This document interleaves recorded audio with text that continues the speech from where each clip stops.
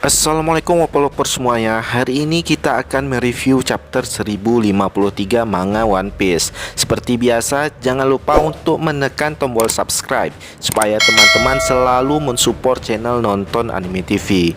Jika sudah, Mimin mengucapkan terima kasih. Dan langsung saja kita masuk ke chapternya. Judul chapter hari ini adalah Para Yonko yang Baru. Di awal chapter kita diperlihatkan di tempat Marizoa. Gorosei berteriak marah. Apa maksud dari foto ini? Takkan kami izinkan? Dan seingatku, sudah kusuruh untuk menghilangkan di Dinamaya.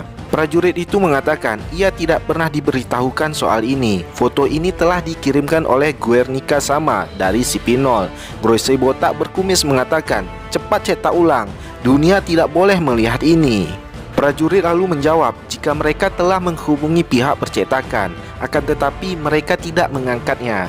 Gorosei dengan marahnya mengatakan, kalau begitu hentikanlah distribusinya. Nah, di sini kita melihat Morgan sedang tertawa melihat isi dari berita, dan ia pun menyuruh bawahannya untuk menyebarkan koran ini ke seluruh dunia. Morgan mengatakan, sungguh kemunculan yang mempesona. Baiklah semuanya, tersebarnya berita ini ke seluruh dunia tergantung kepada kita. Morgan lalu mengatakan, transmisi dari Sipinol dari Wano terputus ketika mereka melihat kapal Big Mom. Takkan kubiarkan mereka merahasiakan ini jika ceritanya seseru ini. Seperti pertunjukan drama, aku tak puas-puas menontonnya, ujar Morgan tertawa berbahagia. Morgan banyak dapat cuan nih. Narator mengatakan berita besar tentang kekalahan dua Yonko, Big Mom dan Kaido telah tersebar dengan cepat ke seluruh dunia.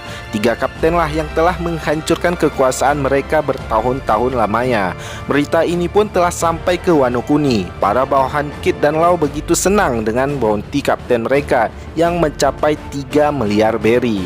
Sekarang kita melihat bounty dari Luffy, Kid dan Law sama-sama mencapai 3 miliar berry. 3 kapten yang menjadi topik berita koran hari ini. Apo menanyakan kemana perginya si bodoh Kid. Sorotan matanya terlihat sangat konyol. Killer mengatakan Kid pasti pergi ke ibu kota bunga. Cuma satu yang ada di dalam pikirannya, fa. Para bawahan Kid mengajak untuk mengikuti Kid dan ada pesta besar yang telah terjadi di ibu kota.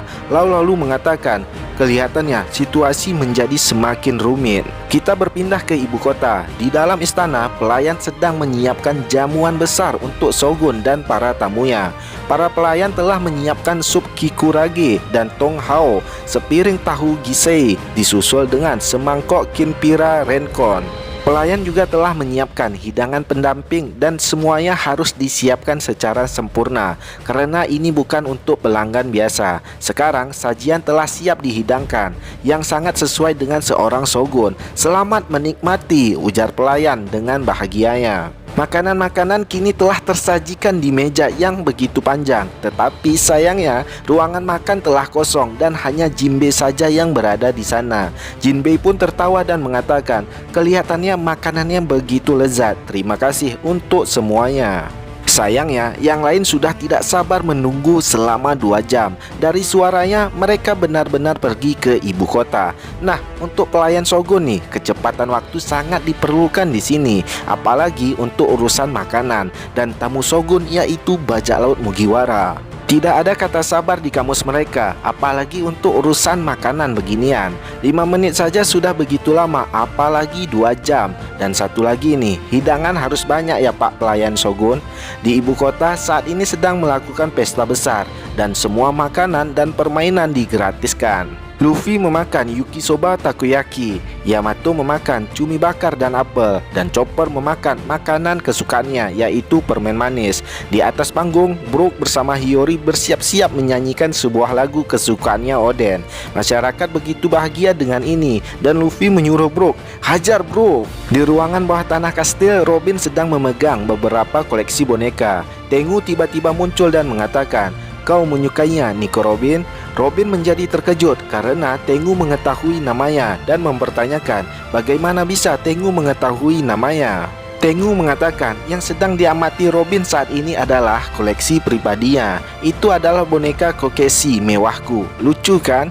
Robin mengatakan tidak juga. Tengu pun terkejut mendengarnya. Robin menanyakan kenapa koleksi Tengu bisa berada di dalam sini. Tengu menjawab, jika awalnya ini adalah ruangan hobi rahasianya, tetapi akhirnya ia dikurung di sini selama beberapa tahun. Robin lalu mengatakan, dikurung?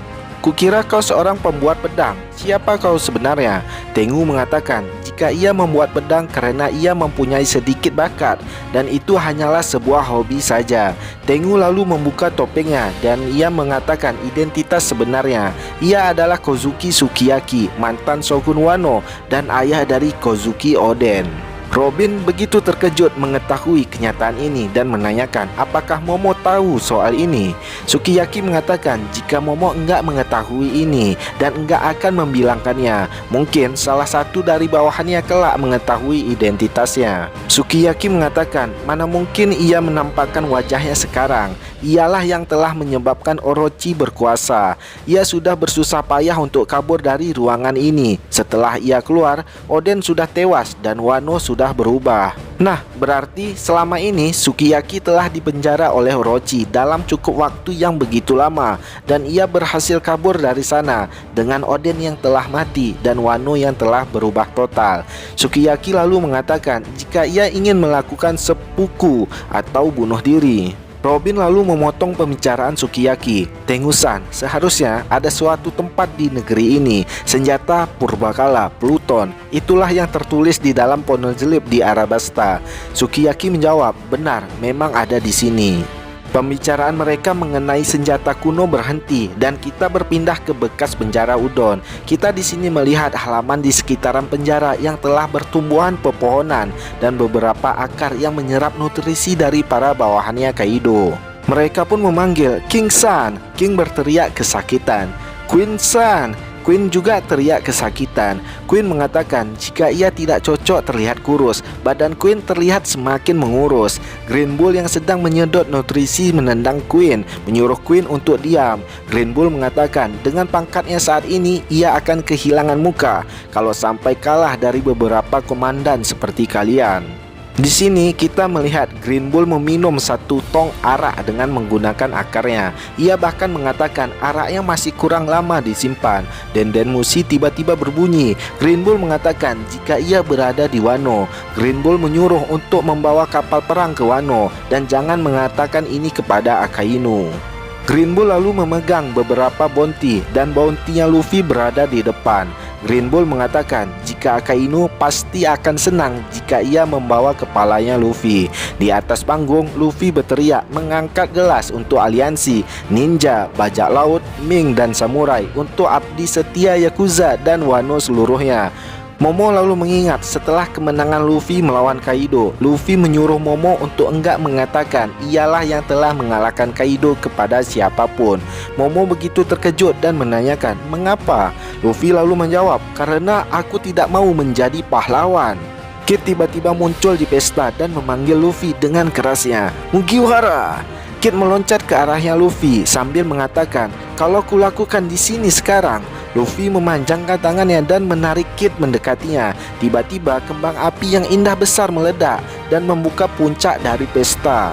Para kru Kid dan Law juga ikut dalam pesta yang meriah ini. Kid lalu melepaskan tangannya Luffy darinya dan mengatakan bahwa ia nggak mau ikut dalam pesta konyol ini. Kid lalu menunjukkan berita koran hari ini kepada Luffy. Bola matanya Luffy keluar melihat isi dari berita ini. Berita yang telah mengumumkan para kaisar lautan baru. Mereka adalah Yonko Shanks, Yonko Tits, Yonko Luffy, dan Yonko Buggy. Green Bull sedang berjalan mendekati ibu kota dan mengatakan mereka, para bajak laut, sedang menikmati pestanya.